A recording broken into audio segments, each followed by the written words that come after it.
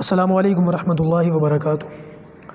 الحمدللہ وحدہ والصلاة والسلام علی من لا نبی بعدہ، اما بعد، اعوذ باللہ من الشیطان الرجیم، بسم اللہ الرحمن الرحیم، الف لام میم، ذالک الکتاب لا ریب فیہ، صدق اللہ العظیم۔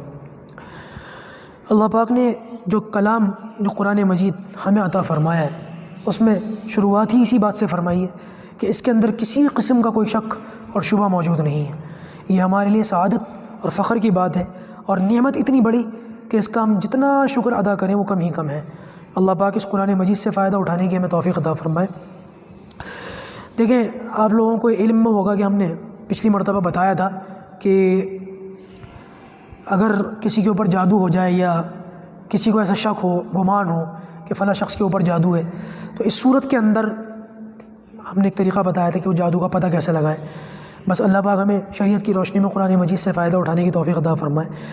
اب ہم اس کے آگے کی بات کرتے ہیں۔ مثال کے طور پر اگر کسی شخص نے کوشش کی اور اس کو پتہ چل گیا اور اس کو کنفرم ہو گیا کہ ہاں مجھ پر جادو ہی ہے، اب یہ تو نہیں پتہ کرایا ہے کس نے، ہم یہی کر سکتے ہیں جس نے کرایا ہے، اللہ تعالیٰ اس کو عقل سلیم دے، ہدایت دے، اور اگر ہدایت نصیب میں نہ ہو تو اللہ تعالیٰ اس کا وبال اسی پر لوٹا دے، بھائی یہ دعا کر سکتے ہیں۔ لیکن یہاں پر ایک سوال یہ پیدا ہوتا ہے کہ اگر مجھے کنفرم ہو جائے کہ میرے اوپر جادو ہے، میرے سامنے یہ بات آ جائے کہ مجھ پر جادو ہے، اس صورت کے اندر پھر اب ہم اس جادو سے کیسے نکلیں؟ ہماری کیا ذمہ داری ہے؟ کون سے ایسے اعمال ہیں جن کو کر کے ہم اس جادو سے نکل سکتے ہیں، اس سے باہر آ سکتے ہیں، اس تکلیف سے بچ سکتے ہیں؟ تو سب سے پہلے تو یہ یاد رکھیں، 4-5 کام ہیں، ان کو فالو کر لیں گے تو انشاءاللہ عز و جل اس ساری چیز سے گارنٹیڈ 100% میں گارنٹی لے سکتا ہوں پورے یقین کے ساتھ انشاءاللہ عز و جل کہ اس جادو سے ہمیں نجات مل جائے گی۔ لیکن شرط یقین ہے، آپ کو یقین کے ساتھ وہ اعمال کرنے پڑیں گے۔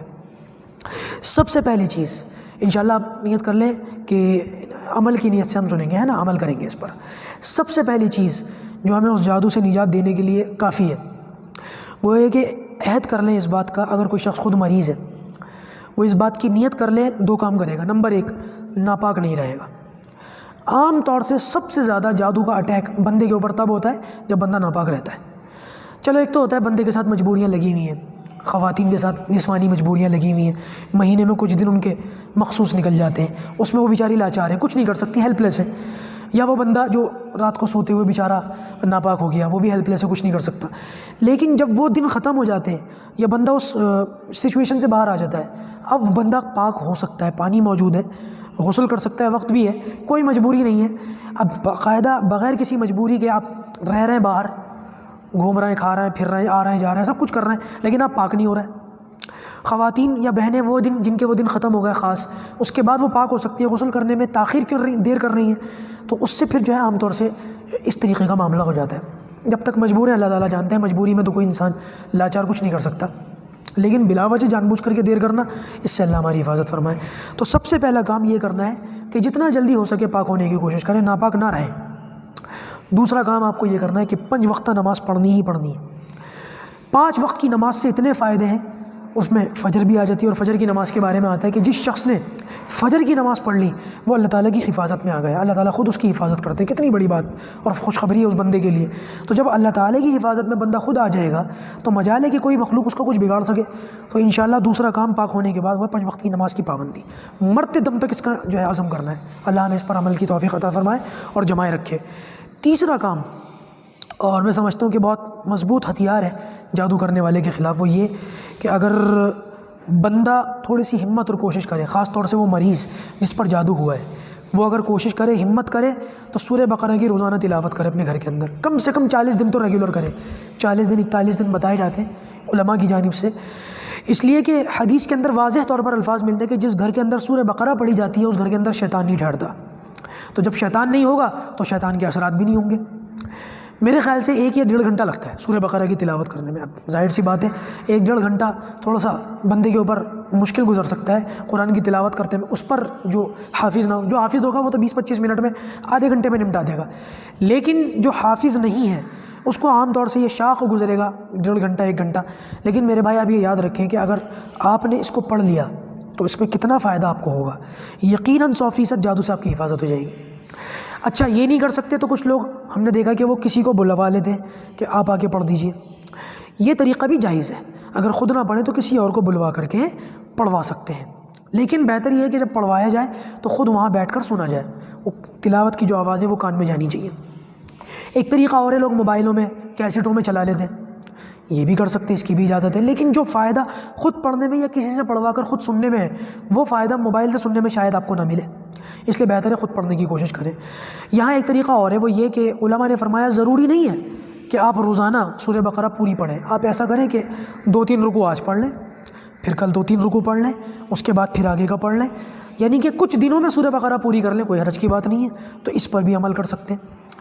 ایک کام جو علماء نے بتایا جادو سے حفاظت کے لیے وہ یہ کہ آیت الکرسی ضرور پڑھ کے اپنے اوپر دم کریں، ہو سکے تو ہر نماز کے بعد آیت الکرسی پڑھیں، اور رات کو سوتے میں آیت الکرسی پڑھ کر اپنے اوپر دم کریں۔ ایک طریقہ جو شریعت کے اندر ہمیں ملتا ہے وہ یہ کہ آیت الکرسی پڑھیں، اپنے ہاتھوں پر دم کریں اور اپنے پورے بدن پر جہاں تک ہاتھ جا سکیں اپنے پورے بدن پر پھیر لیں۔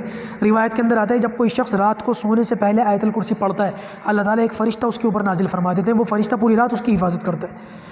بعض روایت کے اندر تو یہاں تک ملتا ہے کہ جو شخص 2 مرتبہ اس کی تلاوت کرتا ہے تو 2 فرشتے اس کی حفاظت میں آ جاتے ہیں، اور بعض روایتوں کے اندر آتا ہے کہ جو شخص 3 مرتبہ سورہ آیت الکرسی پڑھ لیتا ہے اللہ تعالیٰ خود اس کی بندے کی حفاظت فرماتے ہیں پوری رات۔ تو یہ ایک عمل ہے، اس کو کر سکتے ہیں۔ اور ایک بہت ہی مجرب عمل جو نبی اکرم صلی اللہ علیہ وسلم سے ہمیں ملتا ہے حدیث کے اندر سے، حدیث کے حوالے سے، وہ یہ کہ جب نبی اکرم صلی اللہ علیہ وسلم پر ایک یہودی نے اپنی دونوں بیٹیوں کے ساتھ مل کر جادو کیا، وہ قل اعوذ برب الفلق اور قل اعوذ برب الناس، اس موقع پر یہ 2 صورتیں نازل ہوئیں۔ حضرت جبرائیل ایک فرشتے کے ساتھ نازل ہوئے، اللہ کے رسول کے سرہانے بیٹھ کر کے یہ صورتیں تلاوت فرمائی۔